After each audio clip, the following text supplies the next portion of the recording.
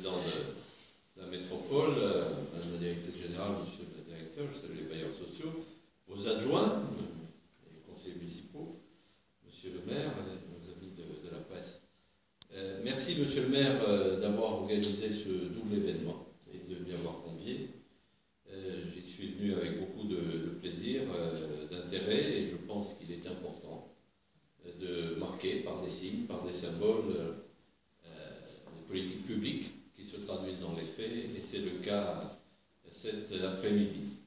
À la fois, nous allons signer un contrat de mixité sociale, j'en dirai un mot, et puis à la fois, nous avons posé la première pierre d'une opération de qualité de quatre logements, dont un PLI, voire plus, conformément aux règles qu'on attend de vous, ce qui démontre la capacité qui est collectivement la nôtre, dès lors qu'il y a la volonté. Vous avez la volonté, de même que la métropole, j'y reviendrai aussi, de faire des petites opérations qui s'inscrivent dans cette politique.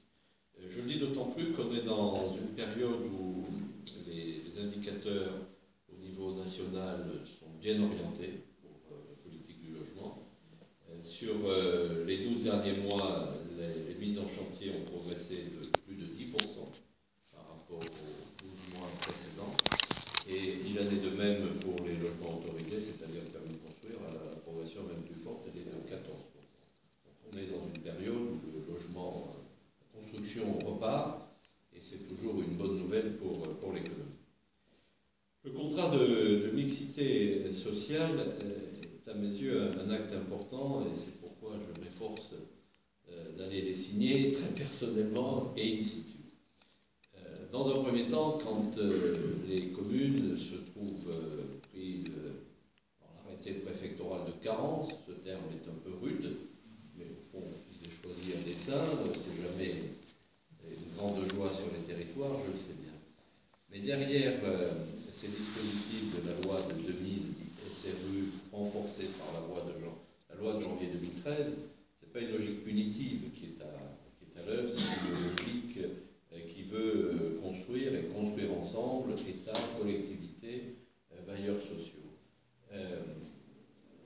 On connaît la situation de notre pays, on sait comment, à travers le temps des 50 dernières années, on a eu des concentrations excessives dans certains quartiers, qui sont que du logement social, des grandes barres, etc. On en connaît aussi les conséquences du repli sur soi, du communautarisme parfois, et c'est vrai, je reprends volontiers les termes qu'a pu utiliser le Premier ministre ou d'autres membres du gouvernement, des phénomènes de ghettoisation.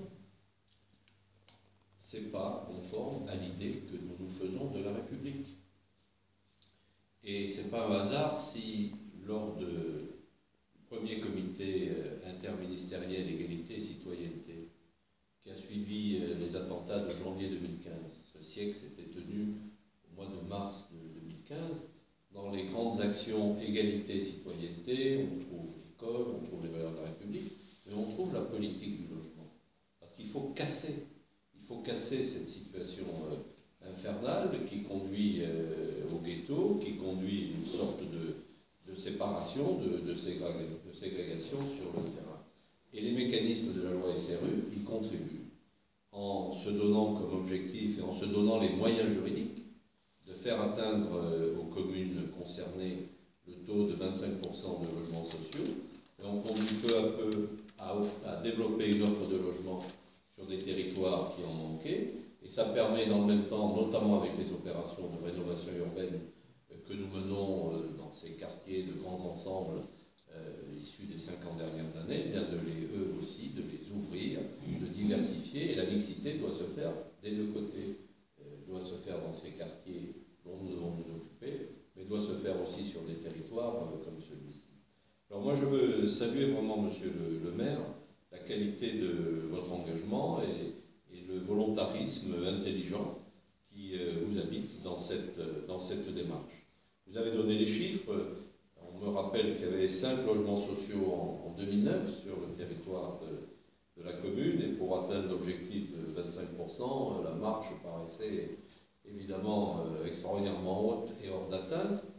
d'autant plus qu'on est sur un territoire agréable, un endroit magnifique entre les rives de Saône et puis les pentes du Mont d'Or, mais aussi des contraintes, des zones inondables, comme vous l'avez indiqué, des zones agricoles, une zone naturelle, donc la question de la maîtrise du foncier n'est pas si simple que cela. Mais les efforts que vous avez conduits produisent des résultats. Le nombre de logements sociaux était 5, il est passé à 127. J'ai horreur des pourcentages, mais si on était en pourcentage, ça fait, me dit-on, une multiplication par 25, c'est-à-dire 2500%. Mais on était parti de peu. En tout cas, ce qui est bien, c'est cette tendance que vous poursuivez. Ça veut dire aussi que l'objectif, si l'objectif de 2 millions en 2013 du triennale n'avait pas été atteint, il le sera sur la période actuelle.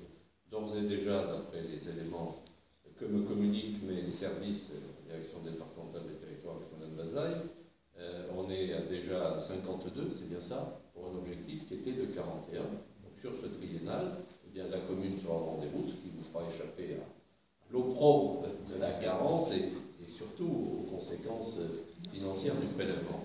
Mais ce que j'indique toujours derrière le prélèvement financier, encore une fois, ce n'est pas l'État qui cherche par ce biais à s'enrichir, d'autant qu'une part du prélèvement va à des fonds qui sont utilisés localement. Mais c'est l'idée d'inciter les communes concernées à investir dans le logement, investir dans la maîtrise du foncier ou venir en aide pour boucler le financement, puisque ces dépenses pour le logement sont déductibles du prélèvement. Donc ce qu'on veut avec cela, c'est développer le logement et on y parvient. Dans le département, 9 communes ont fait l'objet d'un constat de carence. On a proposé 9 contrats de mixité sociale. Aujourd'hui, nous signons le 4e dans la métropole, le 6e pour l'ensemble du département. D'ici la fin de l'année, je dois en signer un 7e, voilà, et les 2 autres, je les surveille, et je ne lâcherai pas, je retournerai sur le terrain pour tenir la main, aider et travailler ensemble. L'idée, c'est le partenariat entre la commune, partenariat avec la métropole, partenariat avec les bailleurs sociaux, les services de l'État. Et le mot de contrat est bien celui-là, on s'engage ensemble pour cet objectif qui consiste à offrir à nos concitoyens des capacités d'accès de logement, qui soient des logements de qualité, parce que les bailleurs sociaux construisent des choses de qualité, chère madame, et accessibles aussi au plan financier. Rappelons toujours qu'à peu près les 3/4 de la population de notre pays a des revenus qui les rend éligibles au logement social.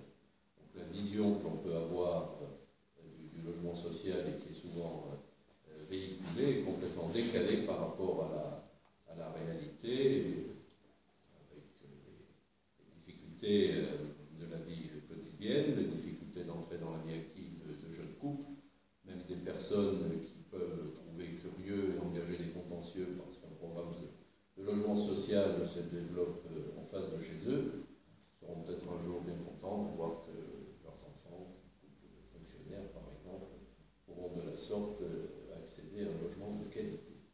Voilà ce que je voulais vous dire, monsieur le maire, monsieur le vice-président de la métropole, mesdames, messieurs, en vous remerciant de cet effort. Donc on va évidemment continuer, il y a des petits programmes là, qui sont devant nous, on n'est pas au bout de la route, mais le tempérament qui vous anime, l'objectif qui est le vôtre, je tiens à les saluer parce qu'ils sont au service de votre territoire, au service de la population de votre commune, mais plus fondamentalement encore, au service des valeurs républicaines et de l'intérêt